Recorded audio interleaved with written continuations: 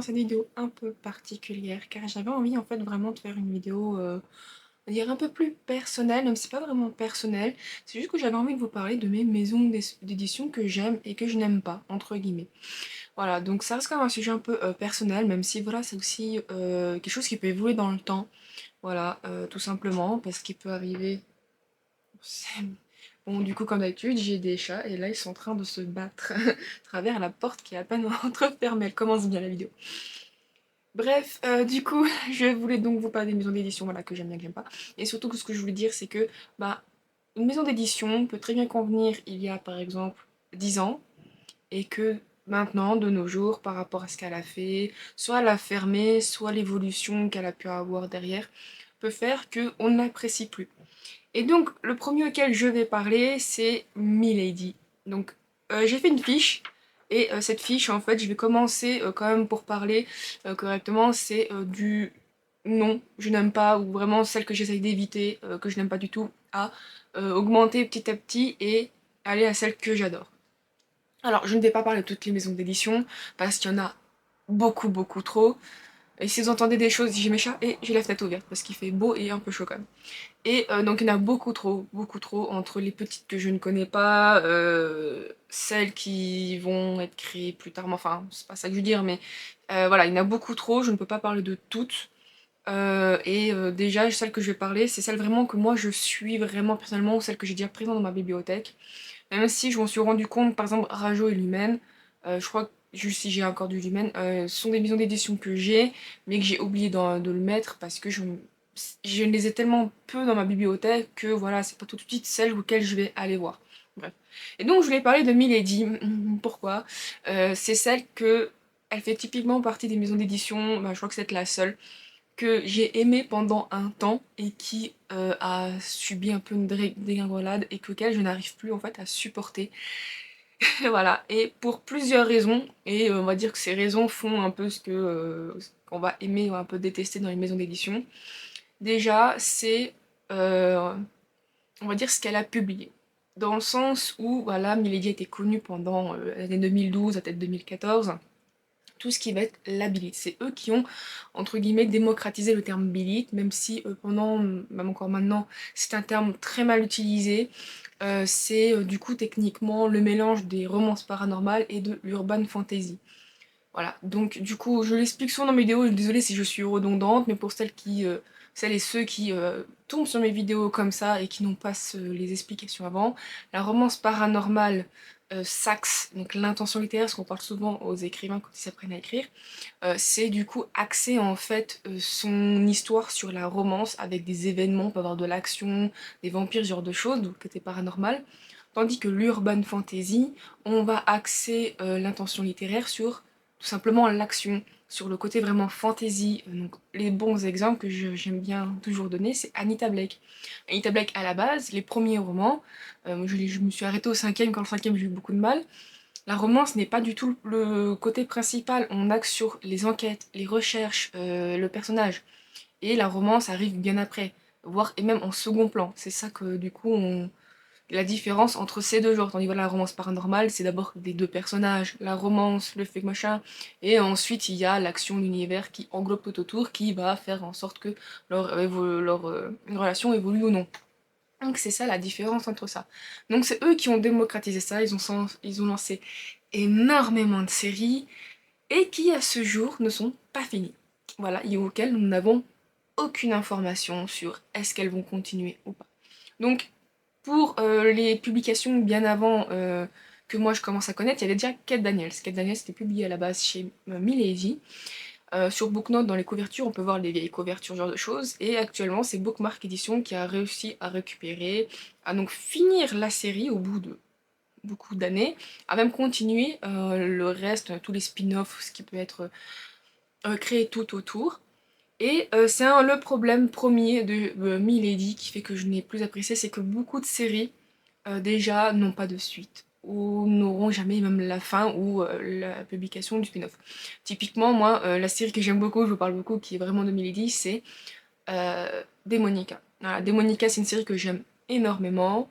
Bah, voilà, même avec le recul, j'avoue que c'est pas non plus de l'écriture de ouf, mais j'ai toujours cette appréciation, la nostalgie qui parle. Et la publication a continué, plus sous le format de nouvelles, donc on va dire des récits beaucoup plus courts que vraiment le côté gros roman. Et à ce jour, il y a beaucoup de nouvelles auxquelles on n'a pas, voilà, qui n'existent pas. Et l'autrice a même du coup enfin un peu relancé on va dire son univers avec tout typiquement ce que moi des fois je n'aime pas trop, mais à voir comment que c'est les enfants en fait des premiers, voilà, dans Démonica 1, 2, 3, mais enfin les héros, voilà, les héros, les héroïnes ont eu des enfants, et donc du coup la suite c'est je crois que c'est Legacy Démonica, quelque chose comme ça, donc c'est sur les enfants. Et de toute façon, vu que déjà entre les dernières nouvelles qui a été publiée en tant que recueil en France et ce nouveau tome, il y a beaucoup de nouvelles qui ont été faites et auxquelles on n'aura jamais la publication. Et il n'y a pas que des Monica qui est comme ça, et il y en a plein d'autres. Je n'ai pas exactement, je vais pas non plus vous faire une liste, mais voilà. Je vais dire peut-être Psych Changeling, je crois qu'ils ont quand même un peu continué, mais bon, il y en a plein qui n'auront jamais la suite, et c'est le reproche qu'ils ont fait.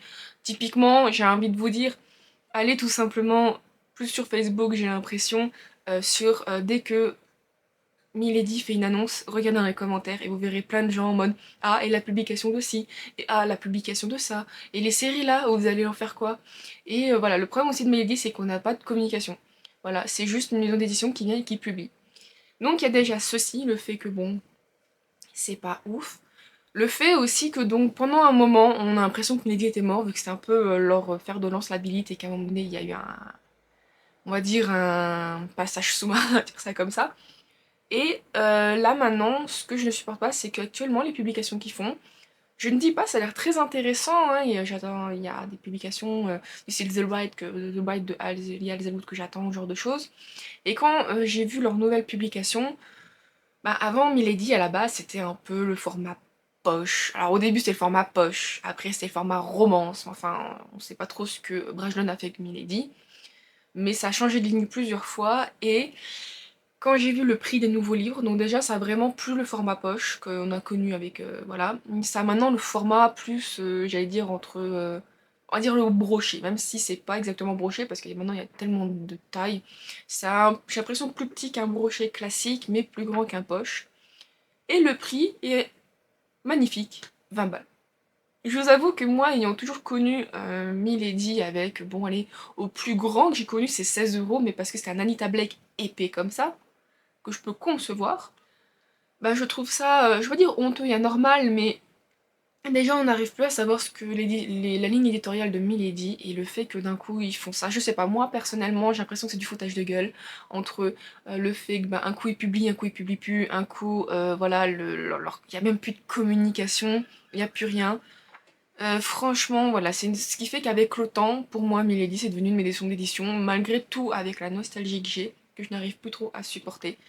Donc j'avoue que dès que je vois une nouveauté, je freine des pieds et des mains, je suis en mode pourquoi pas, mais soit si j'achète vraiment, je prendrai à la limite en numérique pour leur donner le moins d'argent possible, ou tout simplement je demande à une amie de me prêter le livre ou quelque chose comme ça, parce que voilà, tout simplement, je ne peux plus la supporter. Alors, je voulais faire une transition avec Brajlon, parce que Milady appartient à Brajlon, c'est la maison, c'est la maison mère, Brajlon. Mais bon, Brajlon, ils ont un statut particulier, ils sont quand même un petit peu plus dans le plus, donc je peux pas faire la transition, malheureusement. Mais on va plutôt parler donc de une maison d'édition auquel les seuls livres que j'achète, c'est soit des recommandations d'une amie, parce que voilà, et qu'il y a maintenant des collectors, soit parce qu'ils ont maintenant une vraie gamme romantaisie. Je vais parler d'Hugo Romance. Alors, Hugo Romance, je vais même englober tout ce que Hugo a en termes de maison d'édition. Donc, Hugo Romance, Hugo Stardust, je sais plus ce qu'ils ont, enfin bref, ils en ont plusieurs. Et en fait, pourquoi je ne les achèterai pas, enfin, je n'achèterai plus vraiment, ce serait le minimum syndical. Alors, pour plusieurs choses. Déjà, c'est pas une maison d'édition à la base qui m'attirait, étant plus dans le côté un peu paranormal, j'aime un peu moins le côté on va dire le côté contemporain. J'en lis, mais je suis beaucoup moins attirée. Donc déjà, il y a ça qui fait que je n'étais pas forcément une acheteuse d'Hugo Romance. Ensuite, maintenant, avec leur côté romantaisie, déjà, quand j'ai vu leur première publication de romantaisie, même si je ne suis pas la plus compétente pour en parler, faut comprendre que voilà, romantaisie, la plupart des romantaisies, c'est de la fantaisie un peu comme à l'ancienne, en général, qui, du coup, est plus axée sur la romance. Normalement, c'est comme ça. Et généralement, la plupart des romantaisies aussi qui sont publiques, que j'ai connues, que j'ai lues, sont saines. Je veux dire, il n'y a pas de truc malsain, quoi que ce soit. Et quand je vois que dans leur côté romantaisie, la première publication c'est, je crois que c'est, non c'est Glide, je vais dire Guild, mais non c'est Glide, si je me trompe pas dans la prononciation. Donc la saga d'Oren, j'étais en mode, bon pourquoi pas, j'ai souvent vu que c'était quand même considéré comme de la romantaisie, et le problème que j'ai avec eux du coup c'est qu'ils ont pas mis assez en avant le côté quand même warning. Il y a quand même des trigger warnings que j'aurais voulu voilà, avoir en avant. Parce que la romantaisie a commencé à exploser et franchement, commencer littéralement la première page par une... ouais, une orgie, quoi, j'espère qu'on va pas me censurer, mais par une orgie. En plus, elle est spectatrice, donc t'as du voyeurisme en passant, même si elle est obligée de regarder. C'est pas quelque chose que je peux conseiller à quelqu'un de 14-15 ans, même si à 15 ans, on va vous voir, et encore. C'est plutôt, ouais, 16 ans, mais t'es hyper mature, et encore. Il faut vraiment que t'aies déjà une construction bien spécifique de ta sexualité, mais voilà, c'est vraiment quelqu'un, je suis désolée, peut-être 18 voire 20 ans, hein, en fonction de comment tu es psychologiquement. Et voilà, et surtout c'est la sortie d'après, c'est les loups du millénaire, où déjà j'ai vraiment l'impression on frôle quand même le dark romance, ce qui du coup n'a rien à voir avec la romantaisie quand même. Et bah, le fait que techniquement c'est plus forcément de la romantaisie. En soi, moi je considère vraiment de la romantaisie, même si j'en profite avec le challenge, qu'il faut de la fantaisie, de la romance, allez hop on englobe le tout. Il y a quand même des spécificités à avoir. Pour moi, de la fantasy, c'est genre le Seigneur des Anneaux, mais axé sur l'amour entre Aragorn et... merde, j'ai un trou de mémoire sur le personnage féminin. L'elfe Darnell, oh, je sais plus. Bref, voilà, j'ai un trou de mémoire.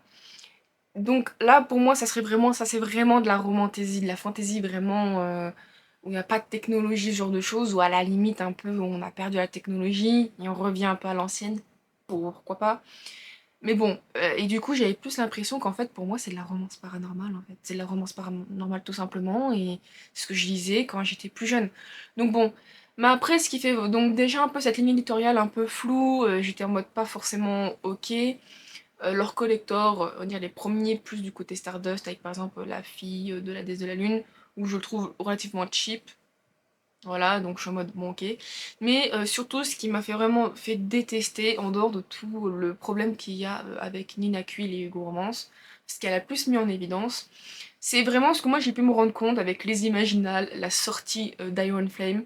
Tout simplement, déjà, ben, il faut venir l'autrice quelques jours avant la sortie, il n'y a pas le livre.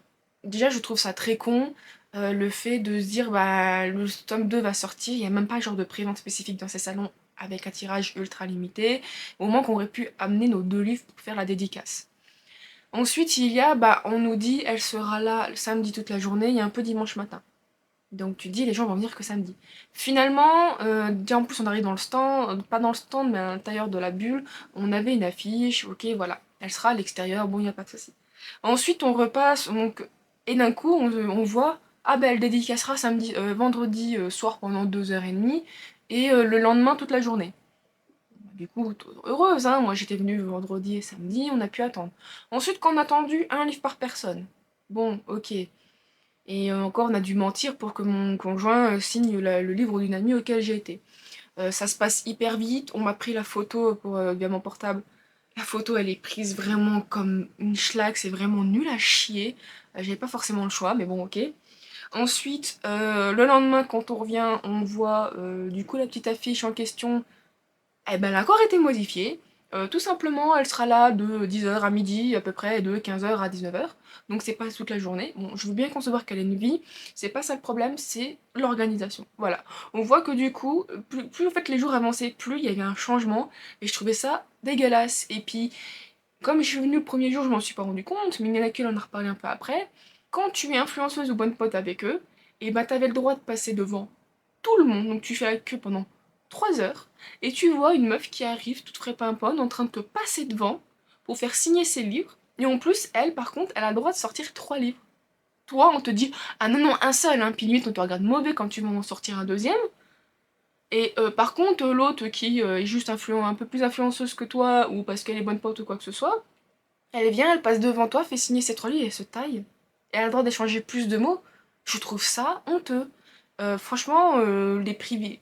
Non, je suis désolée, un peu de respect aussi bien pour tes lecteurs, pour tout mon lectorat, que pour les gens qui attendent, tout simplement. Donc les privilèges, ça 25 minutes après, autant que bon, les privilèges, parce que voilà, il y a beaucoup de gens qui les regardent, tu mets le livre en avant, tu lui passes le livre et tout. Le côté service presse, je peux le concevoir, il y a toujours des jalousies de toute façon, mais je le conçois, il n'y a pas de souci. T'as plein de gens qui regardent, tu vas absolument faire en sorte que ton livre soit lu et tout, il n'y a pas de souci. Mais vraiment tout ce côté un petit peu foutage de gueule, euh, et moi ça fait vraiment ça. C'est vrai que des fois il faut essayer de dissocier le livre qui est paru à la maison d'édition, mais le problème c'est que ça, des moments quand on se dit j'achète un livre de cette maison d'édition, ça vient entacher ton appréciation de lecture. Donc les gens, même si je n'aime pas, qui font, je sais plus par exemple que telle autrice, elle soutient Israël, les gens disent ah maintenant je la boycotte parce que voilà, je lui mets un terme. Et du coup n'achète pas ses livres. D'un côté je suis en mode, d'un côté il faut différencier, essayer de dissocier les choses, hein, le récit peut être très bien, mais du coup d'un autre côté je peux comprendre parce qu'indirectement quand on écrit un livre, on écrit aussi avec ses idées. On a un petit peu tout livre est politique en soi, donc on peut peut-être retrouver des choses qu'on va être mécontente parce que voilà.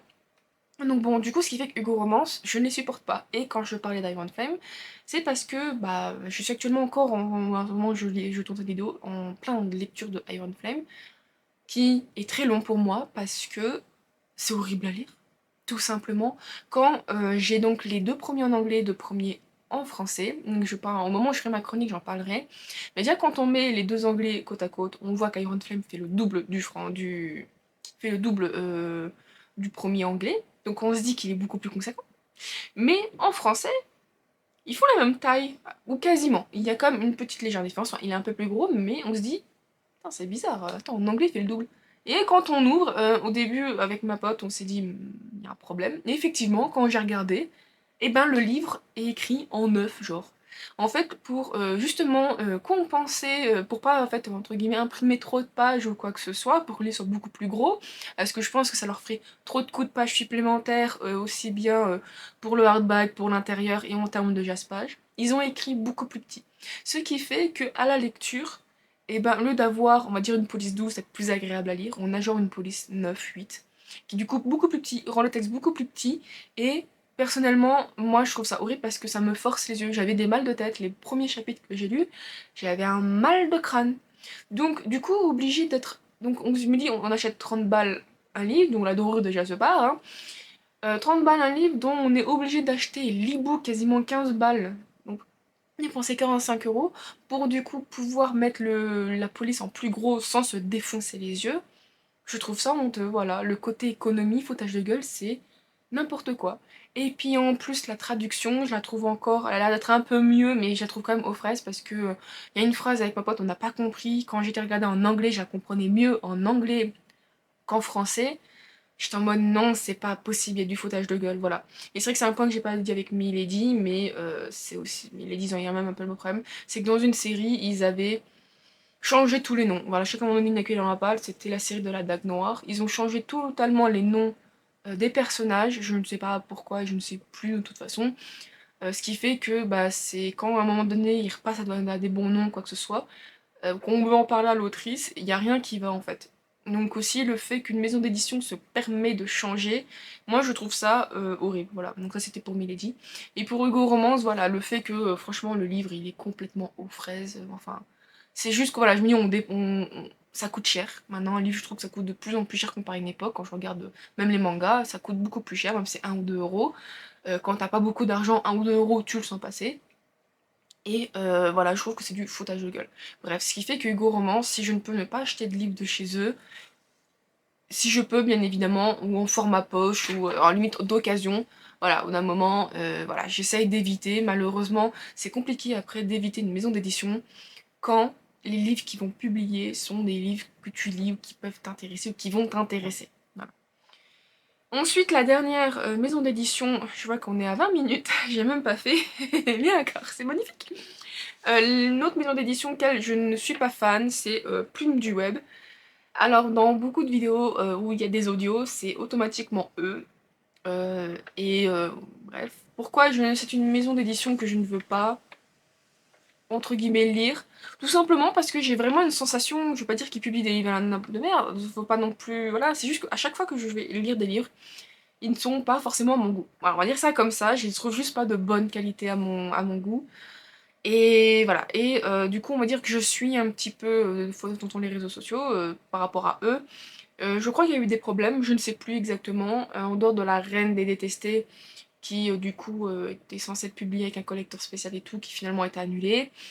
J'ai mon avis sur le sujet, et je trouve que voilà, il y avait d'autres choses, et en fait, justement, c'est un peu ce truc où de plus en plus de gens de maisons d'édition font, c'est on te trouve sur Wattpad parce que t'as eu beaucoup de lus entre guillemets sur Wattpad, on te prend et on te publie, et ça c'est à cause, on va dire ça comme ça, de 50 nuances degrés. Je sais, ça remonte, mais à la base 50 nuances degrés, c'est un livre qui était publié sur Wattpad. Et il a beaucoup fonctionné, une maison d'édition américaine a donc pris, a publié, et ça a fait, voilà ce qu'on en connaît aujourd'hui. Et j'ai l'impression que c'est une maison d'édition qui essaye de faire la même chose. Après, je parle d'elle, mais il y en a d'autres qui commencent à le faire. Je sais plus si Hugo Romance aussi commence à le faire, ou d'autres. Ou j'ai lu, je sais plus, mais ils commencent à prendre sur Wattpad, et parce que voilà, hop. J'ai l'impression que est-ce que le manuscrit étant déjà disponible, ils s'emmerdent pas à lire forcément ce que les gens envoient? J'ai aucune idée. Parce que techniquement, il y a un minimum de lectorat présent. Ils se disent, bah, ça va un minimum fonctionner. Je n'ai aucune idée. Mais bon, le problème, c'est que j'ai l'impression que les livres qu'ils publient, c'est pas ouf. Lire ça comme ça. C'est juste que sur 3 livres que j'ai écoutés, il y a le tout dernier que donc j'ai déjà publié dans un vlog. Il y a que le tout dernier qui était divertissant. Les deux autres étaient bof. Bon, le premier était nul, j'avais envie de péter mon crâne. Mais voilà, et je me dis, quand on regarde le prix d'un livre, voilà, c'est pas ouf. Après, je vous avoue que autant les deux premiers que j'ai parlé, je ne sais qu'ils sont pas forcément dans les abonnements qu'ils donnent. Autant celui-ci, je ne sais pas. Je vous avoue que comme je n'aime pas, je ne vais pas regarder. Je sais que voilà, ils sont en audio, donc si vous avez Audible et que voilà, ça coûte quand même un crédit, mais bon voilà. Mais je ne sais pas s'ils sont dans l'abonnement Kindle ou bon pour 10 balles par mois. Vous pouvez lire autant de livres que vous voulez, donc vous pouvez remettre les plumes du hub dedans, voilà. Mais bon, moi personnellement, de par leur ligne éditoriale, de par la qualité des livres que j'ai pu, ou le peu que j'ai pu avoir, voilà, c'est une maison d'édition, si je ne prends pas, je ne veux pas, voilà, bref. Donc ensuite, on va passer à une maison d'édition un petit peu entre deux, où si je peux éviter, j'évite, mais bon, je peux quand même m'intéresser, c'est les éditions que j'ai lues. Il y a du vent. Alors, tout simplement pourquoi? Parce que là, dans ma bibliothèque, ça se voit un peu, mais j'ai lu fait aussi bien des petits livres comme ça, vraiment le côté vraiment poche, avec cette esthétique, on dirait que je n'aime pas, donc gris comme ça, et puis la, 3, 4, la couverture. Et ils ont un format, son joint, je vais après, comme celui-ci, un peu bizarre, en fait, qui reste un format poche, mais en même temps il est broché à la fois, et qui du coup vendu le double, tout simplement, donc il y a sa propre esthétique et tout. Donc le premier que je vais montrer, c'est Colomance, qui a 8,90, donc c'est un format poche totalement classique, hein, voilà. Et celui-ci qui du coup est un format entre deux qui est à 14,90. Alors techniquement, je le sais, mais ce format-là, c'est parce qu'il a déjà été publié en grand format par quelqu'un d'autre. Peut-être eux, mais je doute, mais par quelqu'un d'autre. Par exemple, je vais prendre Le Sang et la Cendre. Le Sang et la Cendre, les grands formats, collector broché, sont chez De Saxus. Et le format poche a donc été, pour ça, fait par J'ai lu. Et donc du coup, il s'occupe vraiment du format poche. Et on le sent à la qualité du papier, au fait que c'est écrit vraiment très serré. Tandis qu'ici, la première publication, c'est directement J'ai lu.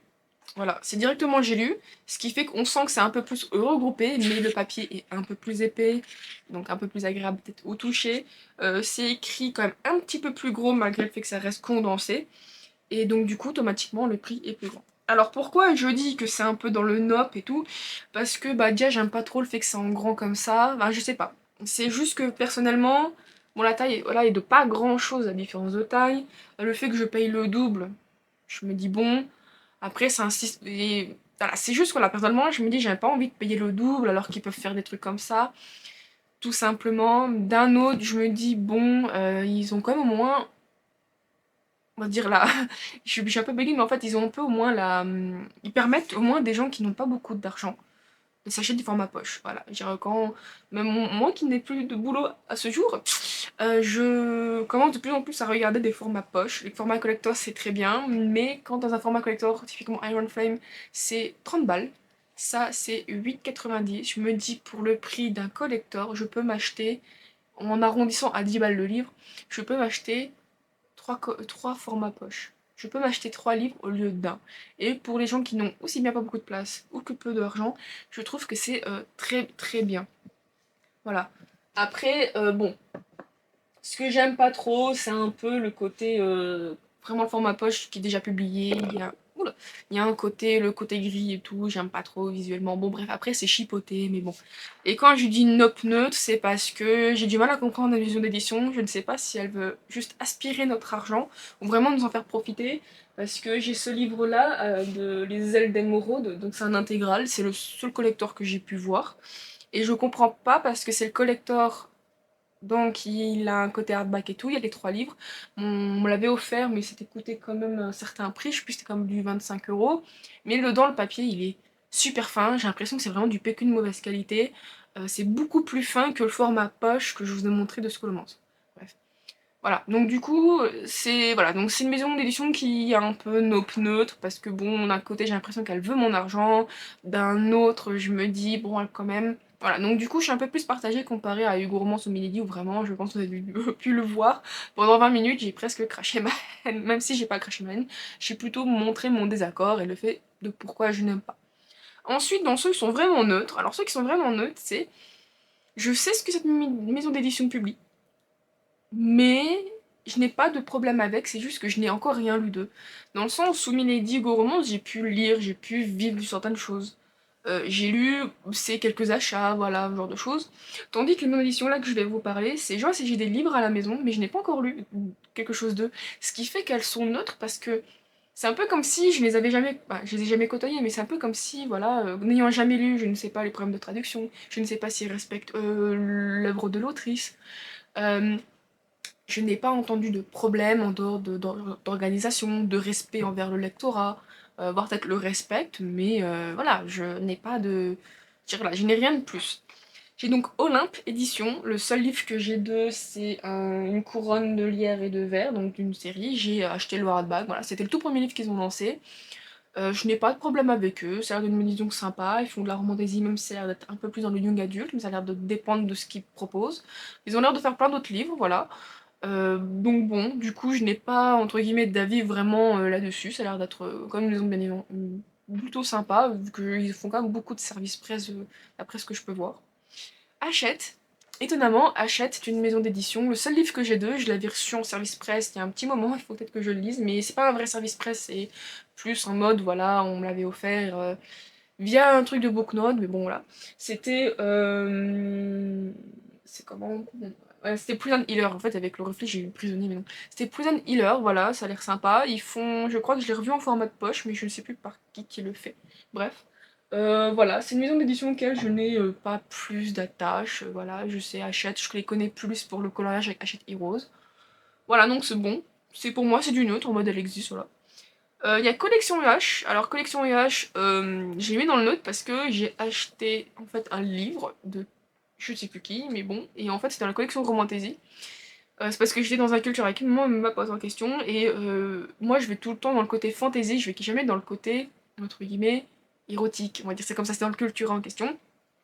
Et elle y allait, du coup, je l'ai suivie. Et c'est là que je me suis rendu compte qu'il y avait énormément de livres que je voyais, par exemple, dans les réseaux sociaux ou quoi que ce soit, mais que je ne voyais jamais, entre guillemets, dans le Cultura, parce que, voilà, je m'intéressais pas forcément. Donc, dans le sens, je savais qu'ils existaient, mais je n'étais pas forcément attirée ou intéressée. Et donc, du coup, bah, c'est là que j'ai vu qu'il y avait, pas un mauvais rangement, mais je pense que, de par le fait qu'il y a beaucoup de présence de X, il a été rangé ici. Alors qu'il y a comme un côté fantasy ou de la romantasy. Donc du coup c'est là que j'ai découvert Collection Yash, donc j'appelle comme ça, désolé si je le prononce mal. Et en fait c'est une maison d'édition que je ne connaissais pas.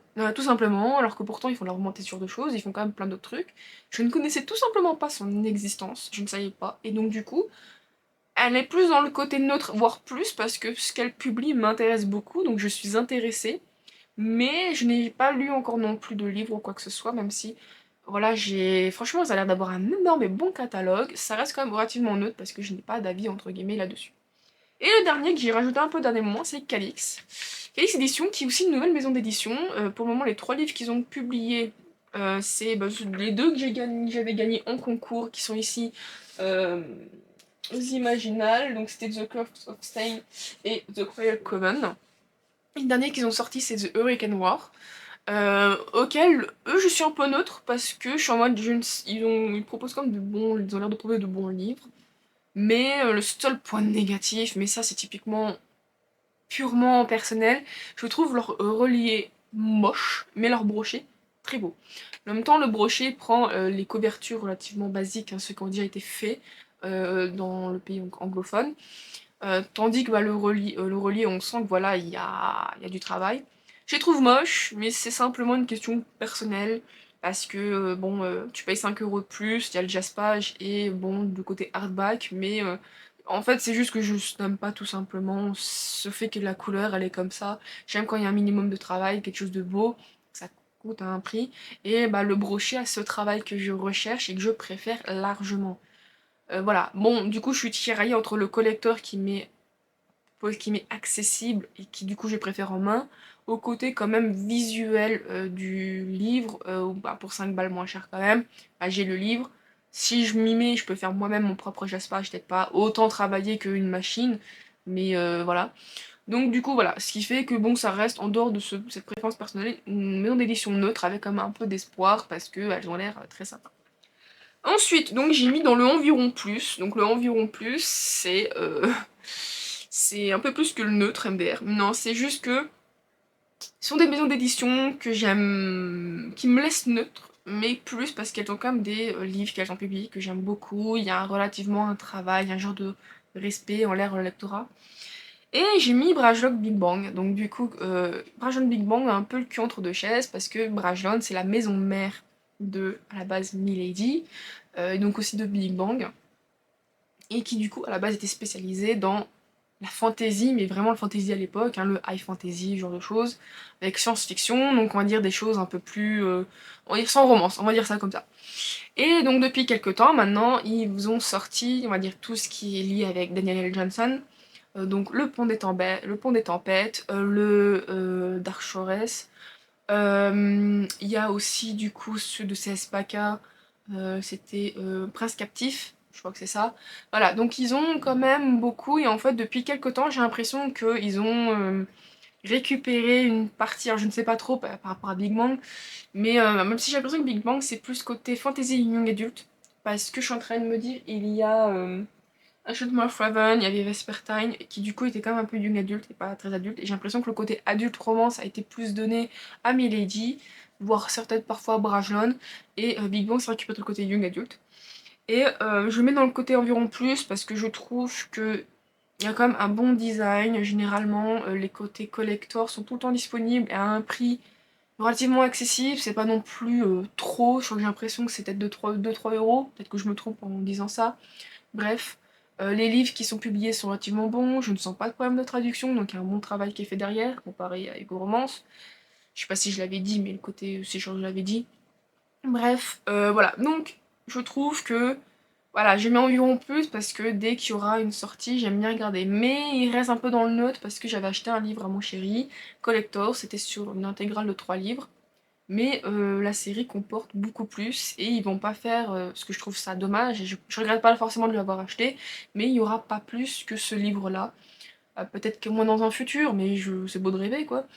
Ou tout simplement, c'était un livre donc, avec les 3, il y avait quand même des overlays et tout, et la série comporte, je crois, quand même une petite dizaine de livres et il y aura pas plus que ça. Donc je trouve ça un peu dommage, tout simplement.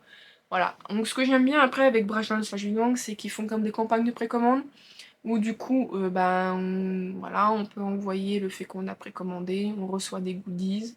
Je vous avoue que je le fais pas forcément parce que la librairie auquel je fais, je le paye une fois qu'ils ont reçu le livre. Donc il faudrait que je leur demande tout simplement un petit ticket parce qu'ils ont dit qu'il suffit un petit ticket et que, comme quoi la librairie dit que vous l'avez bien acheté. Voilà, sinon il faudrait que j'achète le livre peut-être à la FNAC où il y a vraiment une preuve d'achat. Bref. Le fait que bon, il y a tout ça fait que bon, voilà, c'est une maison d'édition que j'aime bien suivre. J'aime bien de temps en temps acheter, leurs livres sont beaux, relativement accessibles. Le fait qu'ils font quand même des trucs bien plus spécifiques pour que ça soit beau pour le lectorat. Bref, voilà, c'est une maison d'édition que j'aime bien suivre, il n'y a pas de souci. Ensuite, une qui a techniquement descendu d'un piédestal du plus plus, c'est Deux Saxus. Alors je vais prendre Deux Saxus, Pâle et Ellipsis. Parce que, on va dire, la maison mère, c'est donc Deux Saxus. Ils ont créé juste un petit peu après Ellipsis pour, j'ai l'impression, tout ce qui va être. euh, D'un côté, je dirais plus young adulte, mais j'ai l'impression que elle se diversifie plus dans aussi le LGBTQ+, ce genre de choses. C'est la sensation que j'ai, et je sais pas. Le problème, c'est que ce qu'ils publient, c'est pas forcément ce que j'apprécie lire. Mais il y a un côté un peu plus young adulte déjà, ça je suis sûre. Donc du coup, je le suis moins parce que c'est un style que j'aime moins, bien évidemment. Et Pâle, c'est. Alors je sais plus exactement ce qu'il veut dire, à moins que ça serait vraiment pile à lire, mais en fait, c'est tout simplement les livres qu'ils ont publiés dans leur maison d'édition mère, et je crois Ellipsis, en format petit. Voilà, c'est leur propre format broché. Donc je trouve ça un peu dommage qu'ils ne l'aient pas fait entre guillemets avant, parce que du coup, il y en a certains qui sont publiés, qui ont été publiés chez J'ai lu, et je pense que ça aurait été plus joli que ce soit eux, visuellement, mais bon, je trouve ça très sympa parce que ça fait vraiment le nécessaire, on est là pour le récit, pas pour l'objet livre, donc c'est très très bien. Et donc c'est ça aussi qui fait que c'est un petit peu plus. Mais le moins, quand même, qui fait descendre du pédestal, c'est à un moment donné, à cause peut-être du Covid, ou le problème des matières premières, qui fait qu'à un moment donné, dès qu'il y avait un livre de chez eux, si on le voulait en collector et qu'on voulait pas payer, ou soit ne pas l'avoir ou payer 250 €, c'est tout simplement de se jeter dessus. Et ce qui fait qu'il y a beaucoup de livres de chez De Saxus que j'ai chez moi. Je me suis jetée dessus pour ne pas perdre le côté collector si j'aimais par hasard, et auquel je regrette beaucoup maintenant, et auquel je suis actuellement quasiment en train de revendre. Mais encore pas longtemps, Beast of Prey, je me suis dit, c'est une maison d'édition, c'est un livre, le premier tome était quand même, franchement, par rapport à ce qu'on m'a vendu et tout, était quand même très sympa, j'ai beaucoup aimé, c'est pas mon genre, c'est pas mon style. J'avais acheté le tome 2, un peu voilà, donc j'avais acheté déjà Beast of Prey dans le jour, ce genre de choses, et finalement je me rends compte que j'aurais peut-être pas dû trop me jeter dessus, c'était sympa mais c'est pas mon genre et je vais carrément la revendre. Et j'ai plein de livres comme ça où je me suis jetée dessus et au final je me dis, j'aurais pas dû, je pense que je vais le revendre, tant pis. Donc voilà, et donc le problème que j'ai avec eux, c'est que on avait beaucoup ce côté à devoir se jeter dessus pour ne pas louper. Donc c'était très très chiant et on n'avait pas, je veux dire qu'on n'avait pas forcément le temps de se retourner, mais bon, on a toujours ce côté, ah bah ça peut être intéressant, donc je le prends. Il n'a pas forcément, entre guillemets, le temps de se dire, on attend des retours de gens, vraiment, pour pouvoir se dire, on le prend pas. J'ai l'impression que justement, les gens, ils avaient même pas le temps d'avoir forcément le service presse, le temps de le lire, bref. Et aussi le fait que ce que je n'aime pas trop, même si je l'ai plus eu après avec Babel, c'est le fait que bah, les gens qui ont eu les premiers collectors, d'accord, c'était les premiers, je ne dis pas, il faut essayer, ont ensuite, donc autant au bout de 3 ans, 2-3 ans, tu te dis oui d'accord, ils vont relancer le livre, ils ont enfin la main sur les collectors, dans le sens ils ont réussi à faire des collectors, ce genre de choses. Tout simplement à réédition de livres que des gens avaient et qui du coup les rééditions de maintenant sont beaucoup plus jolies qu'avant. Alors j'ai plus parlé pour l'or par exemple, où moi du coup voilà, c'est un livre qui m'intéressait, j'aurais voulu l'avoir en collector. Et ils l'ont ressorti en collector, mais extra plus plus.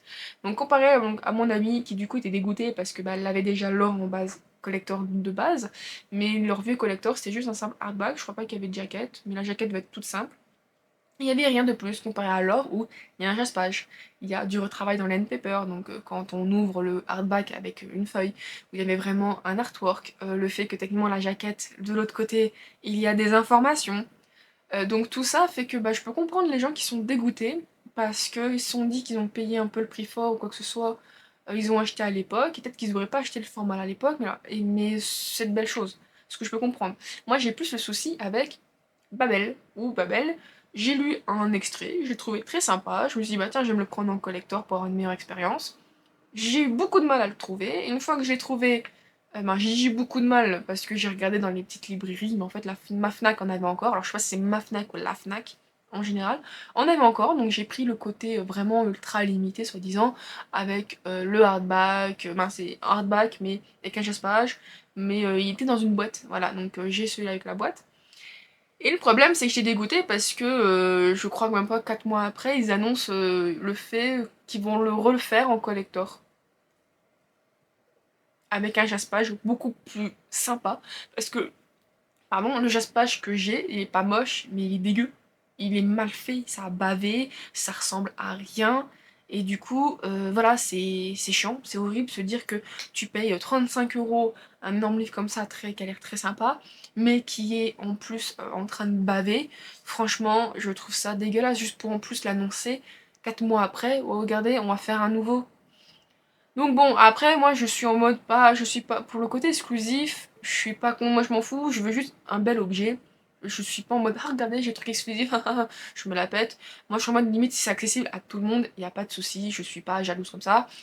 Mais le fait que tu te dis que tu payes le prix fort pour un truc moche et qu'après on te remonte le livre, c'est la même chose, hein, le livre est exactement la même, mais avec un jaspage plus joli, vraiment, avec l'air plus propre, moins cher. En fait, j'ai une sensation de me faire enfler, quoi.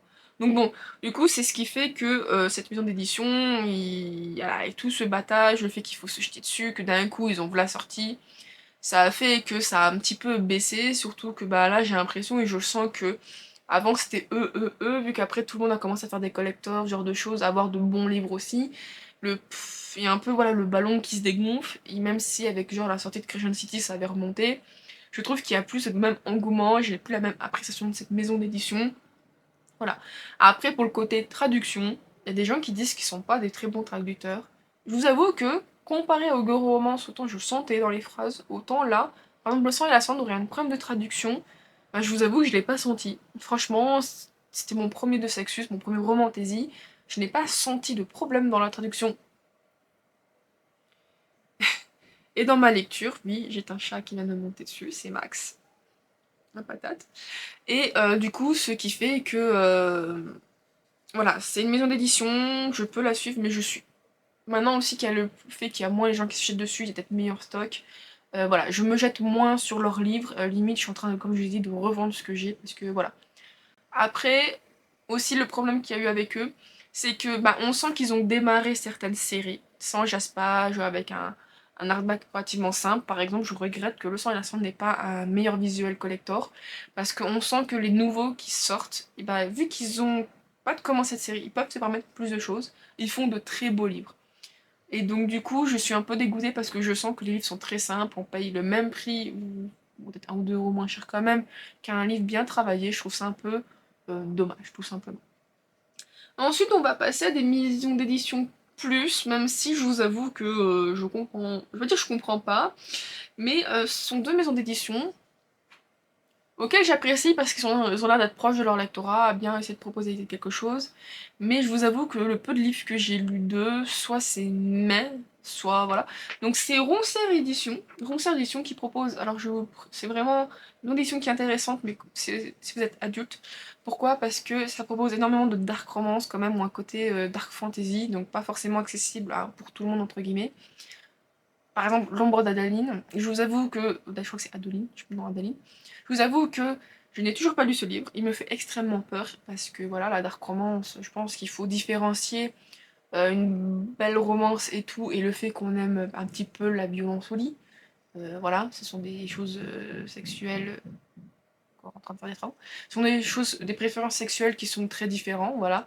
À une dark romance où franchement, la meuf, soi-disant, se ferait... Elle tomberait amoureuse, mais il y aurait une scène de vie. Voilà, une scène de vie, donc ça serait un stalker qui la vit et elle en tombe amoureuse après. Bon, là, je suis pas ok, franchement, à voir dans le livre, je n'ai pas encore lu, mais voilà, entre un côté un peu dangereux, le monde est dangereux, mais il y a une vraie bonne romance saine, entre guillemets, et le fait que leur romance démarre sur une scène de vie ou du tabassage, je suis contre. Voilà, donc Roncière Édition a l'air de proposer voilà, beaucoup de choses un peu dark. Donc un petit peu voilà à faire attention si vous lisez bien les trigger warnings et s'il vous plaît soyez adulte quand même un minimum. Donc bon voilà, le peu de livres que j'ai lu de chez Roncière, le peu, même le seul livre que j'ai lu, ils n'ont pas non plus encore énormément de choses, c'est les 2 premiers tomes de la série Cruel Garçon Perdu, qui est extrêmement sexuel, et du coup il y a quand même de la dark parce que bon, ils font... Disons qu'ils font les choses sexuelles de manière relativement violente. Voilà, c'est un peu, pas violente, violente dans le sens il la tabasse, mais disons que manger un glaçon, bah, elle prend pas forcément le temps de bien le lécher, c'est un petit peu rentré de manière vénère. C'est pas joyeux, c'est un peu dark quand même, mais bon voilà, après, pour moi, je pense qu'il faut bien faire la différence entre la romance et le tombe amoureux et les pratiques sexuelles qui peuvent être un petit peu hard. Voilà, j'ai gêné avec ce truc. Un petit peu hard, voilà, qui du coup il fait des travaux, qui sont pour moi deux choses différentes. Voilà, bref. Je vais quand même continuer. Ensuite, j'ai Plume Blanche, où j'ai mis Plume Blanche, mais je comprends pas trop, parce que du coup, je n'ai lu aucun livre d'eux en vrai. Mais le seul livre que j'ai commencé, c'est Alunia, qui est plus publié par Livre de Poche, je crois, je sais plus. Mais c'est à la base Plume Blanche qui a édité ça en premier. Où du coup, j'avoue que j'ai beaucoup de mal, c'est plus de la fantasy, et j'ai beaucoup plus de mal avec cet univers. Je vous avoue que ça fait depuis octobre, hein, en soi, que je traîne à lire ce livre. Donc bon. Et le fait que j'ai quelques livres d'eux, par exemple avec Ophélie Duchemin et sa série Les Gardiens du je sais plus si c'est Gurune ou Gurine, bref, qui sont des réécritures de contes avec de la romance dedans. Voilà, et que j'aime beaucoup parce que les livres ils sont très très beaux, il y a quelque chose qui, voilà, qui s'en dégage. Donc je comprends pas trop pourquoi j'ai mis ça ici, mais c'est une maison d'édition que je suis, même si pas forcément toutes les publications. Ensuite, on va atterrir au dernier, qui est plus, ce que j'aime beaucoup et qu'en général vous voyez beaucoup plus présent dans la bibliothèque, en dehors de Saxus. Je vais commencer avec Korrigan. Donc Korrigan, voilà, c'est toute cette rangée globalement, même si j'en ai un ici, qui publie globalement beaucoup de romantasy. Même si j'ai l'impression qu'il y en a certains, c'est plus de la fantasy, je crois qu'il y a une série de dark romance. Voilà, donc ils proposent de la romantasy, donc un petit peu plus que je commence à me mettre à lire, ce que j'aime beaucoup. Ils font aussi de beaux livres en soi, ils sont vraiment très beaux, ils proposent aussi tout le format broché que le format collector. Parce que c'est vrai qu'il y a des, par exemple, c'est vrai que Brajlon aussi, c'est pour ça qu'ils en vendent plus. Ce qui est un peu dommage, c'est que par exemple, Darkshore, ou Darkshores, je sais pas comment prononcer, c'est automatiquement du collector. Débrouille-toi si tu veux un format broché ou un format. Au moins juste le format broché. C'est pas non plus. Voilà, magnifique. Donc c'est peut être très dérangeant.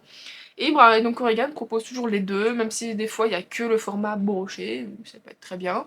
La première fois que je les ai découverts, je m'en souviens encore à la Fnac, ils avaient que 3 livres de publiés, 2 ou 3 livres. Et 3, il y en avait 3.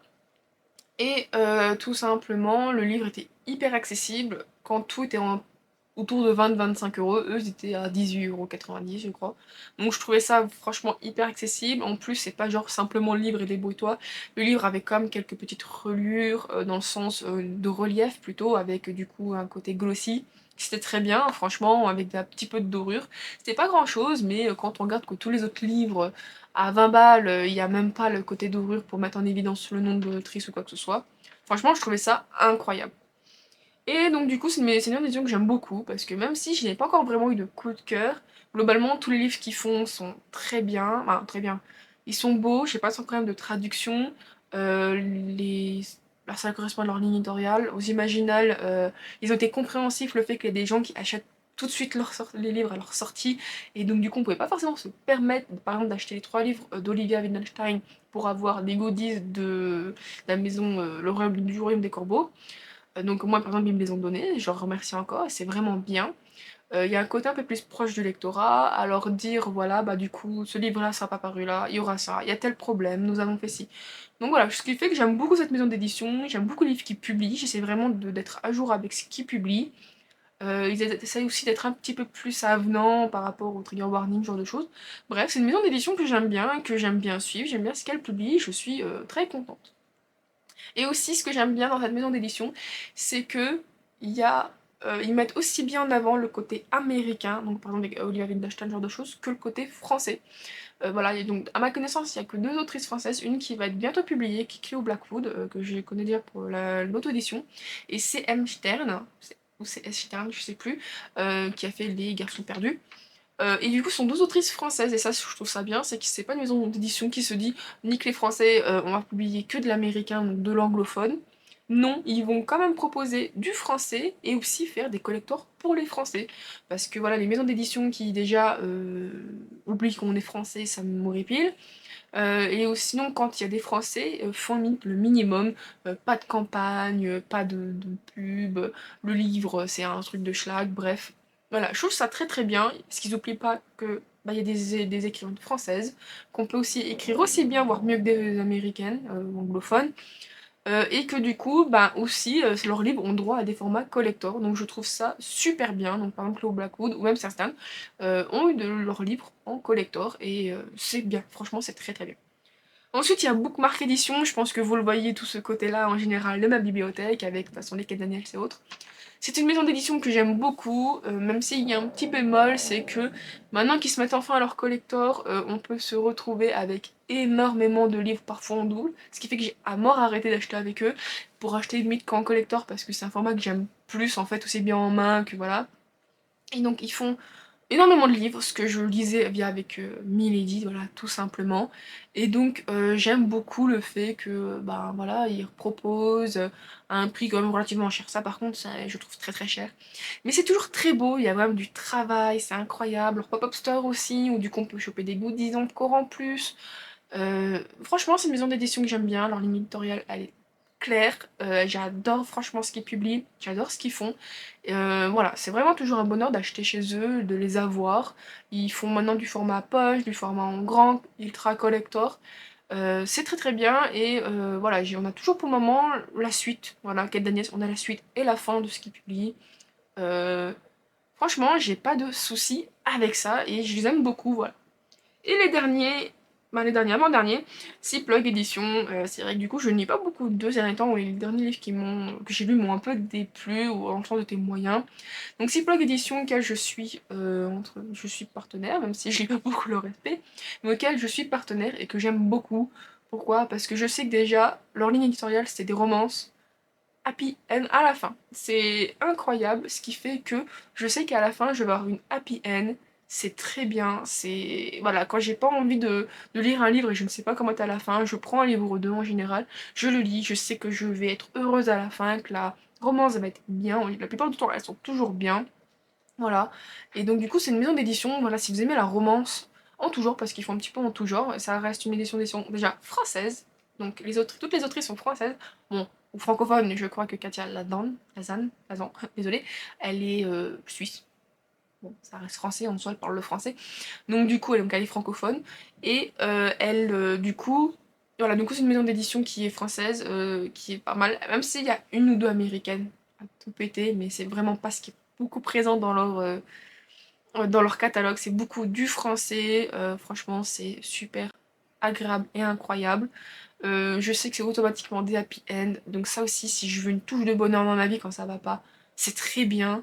Franchement, voilà, en plus, ils sont relativement là dans beaucoup de salons de romance, elles sont avec plus de batterie, que voilà, ils sont toujours présents dans des salons, même si certaines autrices sont parfois un peu plus compliquées entre guillemets à avoir, par exemple je sais qu'Amanda Byle, bon, elle a une vie de famille, elle est, je crois, auvergnate, donc ça peut être aussi plus compliqué que par exemple certaines qui peuvent habiter peut-être sur Paris, peut-être dans le Nord, je ne sais pas. Dans le sens, pour venir dans des salons du style Imaginal, je sais que généralement elle vient que le samedi, du coup je prévois toujours maintenant les Imaginales avec le samedi inclus, pour la rencontrer, j'aime beaucoup ce qu'elle fait. Voilà, donc du coup c'est vraiment une maison d'édition que je recommande, que j'apprécie, ils font de temps en temps des offres flash, voilà. Donc c'est franchement c'est une maison d'édition qui est incroyable. Et c'est vrai que je n'ai pas parlé, c'est aussi un critère qui peut rentrer en compte et que je vais parler pour après, c'est les maisons, les livres s'ils sont disponibles sur l'abonnement Kindle ou pas, ou Kobo, même si Kobo a beaucoup moins de choix de livres. Pourquoi? Parce que un livre ça a un coût, bon, je pense qu'on est tous d'accord là-dessus, et le fait de payer globalement 10 balles par mois et d'avoir un catalogue immense, ça peut être pas mal pour les gens qui n'ont pas beaucoup d'argent, ou tout simplement on achète une liseuse, on paye un abonnement et on a tous les livres globalement que l'on veut. Corrigan Édition propose quelques livres, pas forcément tous, il y a quelques livres qui sont disponibles. D'autres sont parfois peut-être disponibles sur Nextory. Je crois que je suis en train de penser à La Martinière. C'est vrai que j'en ai pas parlé de La Martinière, mais c'est une maison d'édition qui me reste note pour moi. Il y a La Martinière Édition par exemple pour tout ce qui est à Cotard qui vont être présents donc sur Nextory. Voilà. Donc du coup, non c'est pas la Martinière, si c'est la Martinière. Et donc du coup voilà, donc c'est peut-être parfois aussi un critère à prendre en compte si on aime bien ou on n'aime pas, mais bon voilà, c'est un peu tous les maisons d'édition que j'aime bien, que je n'aime pas. Le dernier quand même que je voudrais parler, je sais que cette vidéo est finalement longue, mais bon, désolé, c'est l'auto-édition. Alors l'auto-édition a un statut particulier, parce que là, à ce stade, on ne parle plus forcément de maison d'édition, ça va être plus du coup un auteur. Je voulais quand même le placer parce que ça reste quand même, on va dire, un statut qui existe, et du coup, voilà, donc l'auto-édition, comparé... En fait, ce que je voulais plus dire, c'est que l'auto-édition, c'est quelque chose que j'aime bien. En dehors du fait que je veux devenir écrivaine, on va dire en tant que lectrice, pas en tant que future autrice, en tant que lectrice, l'auto-édition, pour moi, c'est quelque chose où justement l'autrice est littéralement, pas au libre, mais elle est littéralement, elle a tout dans les mains, bah, tout lui à bras ouverts dans le sens où elle peut faire ce qu'elle veut. Elle peut, je veux dire, faire globalement le livre, c'est elle qui choisit vraiment l'aspect du livre, donc j'ai l'impression qu'elle est moins bridée par une maison d'édition qui lui dit non, il faut que tu supprimes cette scène, il faut que tu fasses comme ça, ne t'occupe pas de ci, tu t'occupes de ça. Donc ça peut être très bien pour les gens qui ont peut-être pas forcément envie de s'occuper de tout du livre et juste le récit puis basta.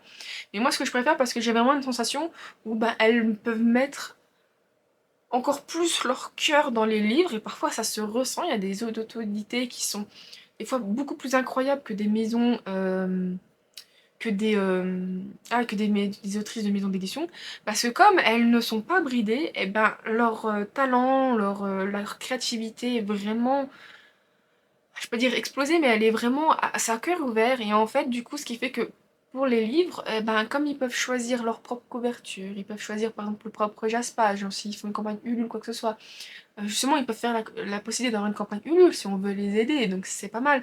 Les goodies, elles font eux-mêmes, elles vont contacter les gens qui elles veulent, même si ça reste aussi toujours comme dans un côté argent, qui elles peuvent, pour faire des goodies. Franchement, il y a énormément en fait plus de possibilités pour elles, j'ai l'impression.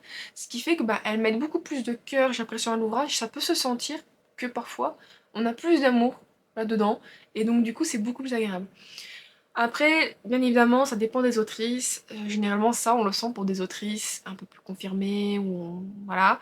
Dans le sens où les premiers livres, généralement des auto-édités, mais justement, elles n'ont pas une thune. Elles prennent ce qu'elles peuvent, elles essaient comme de faire des choses agréables. Donc ça peut être toujours contraignant, parce qu'on va se dire, on découvre. Genre de 3 ans après, elle a eu beaucoup plus de galons, elle sait beaucoup plus de choses, et elle peut par exemple des fois, et ça arrive, c'est de reproposer le même livre, mais en format collector, parce qu'elle a ensuite appris, j'allais dire, l'autrice, je sais plus, non, c'est Isaline Fairfall, voilà. Isaline Fairfall, qui du coup, est une autrice auquel, bon, j'ai pas encore lu un de ses livres, moi, bref, mais auquel je sais que bah, maintenant sa série la plus connue, qui c'est Les Deux Chanés, c'est du coup une série plutôt on va dire, romance paranormale avec des loups, ce genre de choses. Bah, le premier tome je l'ai, et j'ai vu que maintenant elle a fait des collectors. Moi j'avais vu son premier collector, mais maintenant j'ai vu que en fait c'est des collectors mais avec 2 livres dedans. Donc ce qui fait que j'ai vu que maintenant elle en avait 5 à peu près, vu que c'est une série relativement longue qui s'entrecroise avec une autre série. Mais ce que je trouve pas mal, mais pas mal, mais c'est chiant du coup, c'est parce que bah du coup on a déjà les premiers tomes, et si voilà, on a déjà pas beaucoup d'argent, bref, on va devoir acheter un deuxième tome pour voir le côté collector. Et puis bah moi ce que j'aime bien savoir le côté collector, je l'ai lu, je suis fière de l'avoir lu, voilà. Et je n'ai pas une sensation de doublon parce que je me dis j'ai acheté le collector, mais en soi je n'ai jamais lu sur ce livre. Voilà, donc ça c'est purement psychologique pour moi. Mais voilà, c'est ce que j'aime bien dans les auteurs auto-édités. Voilà, c'est ce côté vraiment où elles peuvent faire ce qu'elles veulent, même si voilà, il y a la contrainte de peut-être que cette autrice, elle est nulle. Si je suis désolée, on va dire ça comme ça. Cette auto-éditée, elle est nulle. C'est pas où ses livres, ce genre de choses. Donc ça, c'est un peu... Ça, c'est un peu comme tout livre. Et le côté... euh, ben, du coup, on va suivre une qui vient de commencer. Avec le temps, elle va faire des trucs un peu plus collector, mais aussi plus limités. Donc ça peut être un peu plus chiant. Voilà, donc c'est un peu l'auto-édition, c'est un peu double tranchant, mais je trouve que ce qui est bien, parce que comparé parfois à certaines autrices, même à certains stades, on a aussi un peu plus une proximité, on a un peu plus ce côté humain auquel on peut parler, que parfois, bah, des grandes, on peut pas. Ça reste juste, voilà, un nom, une plume, mais le côté humain, on l'a pas forcément quand on discute. Bref. Donc l'auto-édition, je voulais quand même en parler, mais c'est un stade très particulier, je trouve quand même dans ce que j'achète, parce que ça me dérange pas de claquer 100 balles chez une autrice auto-éditée qu'une maison d'édition. Pourquoi? Je sais que je vais faire vivre quelqu'un, je vais faire vivre sa plume, je vais lui faire comprendre qu'il y a une lectrice présente qui aime ce qu'elle fait, bon, même si des fois moi j'ai pas encore le livre, ou quelque chose, mais du coup je lui fais comprendre que je suis là, que j'apprécie ce qu'elle fait, que je le lis, je la fais vivre, je lui permets de manger des haricots, entre guillemets, c'est plus une manière de parler, c'est pas quelque chose qu'elle fait en vain, voilà, je veux dire, il y a des peurs que moi je ressens, c'est pour ça que c'est que j'en peux en parler, dans le sens, voilà, donc ça, je veux dire, ça a un coût, tout ça, j'arrive plus à m'exprimer, je suis désolée, je crois que j'ai beaucoup trop parlé, j'ai fait mon quota de parlage là. Voilà, bref, donc c'est quand même un statut très particulier et que je voulais quand même mettre, je le mets dans le plus. C'est pour ça que je l'ai pas mis entre guillemets. Je veux pas me dire je le mets dans le plus. C'est juste que c'est du coup plus compliqué entre guillemets à caser. Parce qu'il y a des autrices auto-éditées qu'on va adorer. Voilà. Et d'autres autrices on va trouver être moyennes. Voilà. Ou qu'on va pas tout simplement pas aimer. En soi, j'allais dire aussi, il y a des autrices américaines que l'on connaît et qui à la base ont commencé en auto-édition. La grande et fameuse Danielle L. Johnson. À la base, The Witch Kingdom, Le Pont des Tempêtes, est un livre auto-édité. Et elle n'est pas passée par une maison d'édition. Et pourtant, elle a écrit des livres qui sont globalement des coups de cœur pour beaucoup de gens. Je veux pas dire qu'ils sont tous incroyables, mais voilà. Donc, c'est juste, je finis par dire ça, pourquoi? Tout simplement pour les gens qui disent oui, mais l'auto-édition, c'est des gens qui n'ont pas de compétences parce qu'ils ont été refoulés et tout. Je dirais bien non, c'est totalement un choix. Si par hasard, moi j'arrive à écrire, je ferai l'auto-édition. Pourquoi? Tout simplement pour la liberté. Le fait d'être libre, pour le fait que j'écris un livre, j'ai une vision des choses et je ne veux pas qu'une maison d'édition vienne charcuter ça pour rentrer dans des cases. Je suis comme je suis, il faut l'accepter. Et tout simplement, voilà, pour le côté liberté artistique, du fait que, voilà. Après, c'est sûr que c'est plus compliqué. Voilà, donc c'est soit je suis comme je suis, mais je galère à essayer de me faire un nom et une place, soit je m'oublie, j'essaye de rentrer dans le moule, mais au moins, comme ça, je m'emmerde moins. Voilà, donc c'est tout simplement voilà, un choix. Et l'auto-édition n'est en aucun cas un choix par défaut, c'est parfois une volonté. Je ne sais pas pour les autrices américaines, mais voilà, donc Danielle Johnson a commencé par l'auto-édition. Je, avec je pense, le fait qu'elle commence de plus en plus connue, je sais que le Pont des Tempêtes maintenant n'est plus disponible en auto-édition, donc je suis dégoûtée pour certaines des couvertures que je voulais, qui du coup ne sera plus vendue, je suis vraiment dégoûtée, mais c'est pas grave, qui du coup va être repris par une maison d'édition, et donc elle va se refaire, ce genre de choses. Il y a par exemple Laura Thalassa, avec la sortie d'Ensorcelé chez Roncière, qui à la base, les 4 cavaliers qui étaient disponibles chez Bookmark, étaient à la base de l'auto-édition. Beaucoup sont à la base de l'auto-édition, rachetés par des maisons d'édition, parce qu'elles veulent la thune entre guillemets derrière, parce qu'elles savent qu'il y a déjà un lectorat de base, voilà, un peu, mais qui du coup est, je dirais, un petit peu plus travaillé. Et que les gens en auto-édition font quand même du boulot de professionnel, voilà. Bon bref, je pars sur comment fonctionne l'auto-édition, mais moi je voulais plus dire, voilà, que c'est quand même un statut assez particulier que j'aime bien, qui reste quand même très agréable, même si on va plus suivre une autrice que de l'auto-édition de base. Donc bon voilà. Bref, sur cette très longue vidéo, j'en suis vraiment navrée. Je me suis dit voilà que j'allais faire quand même quelque chose de sympa, un peu qui sort des challenges, de la lecture, ça reste dans l'univers du livre, voilà. J'espère qu'elle vous aura plu, voilà, qu'elle vous aura permis de me connaître peut-être un peu plus sur mes choix, entre guillemets. Donc bien évidemment, j'ai parlé que de maisons d'édition françaises, je n'ai pas parlé de tout, genre Rajo et Lumens, parce que je sais que j'ai des livres de chez Rajo, je pense que vous les voyez par là-bas, et lesquels c'est juste que je n'ai pas encore lu, certains j'ai un peu oublié. Voilà, j'étais pas très rassurée à faire de cette vidéo, parce que je savais pas du tout comment on peut la faire, comment, voilà, parce que du blabla, tout le monde n'est pas forcément n'a pas forcément envie de m'écouter parler pendant 1 heure, surtout que je suis quelqu'un qui a beaucoup de mal à parler, à trouver ses mots, je pense que ça se voit, et encore plus quand je stresse. Bref, voilà. En tout cas, j'espère que cette vidéo vous aura plu, j'allais dire le tâton habituel, hein, voilà, abonnez-vous, Instagram, tout ça, tout ça. En tout cas, moi je vous remercie, et je vous dis à la prochaine. Bye bye.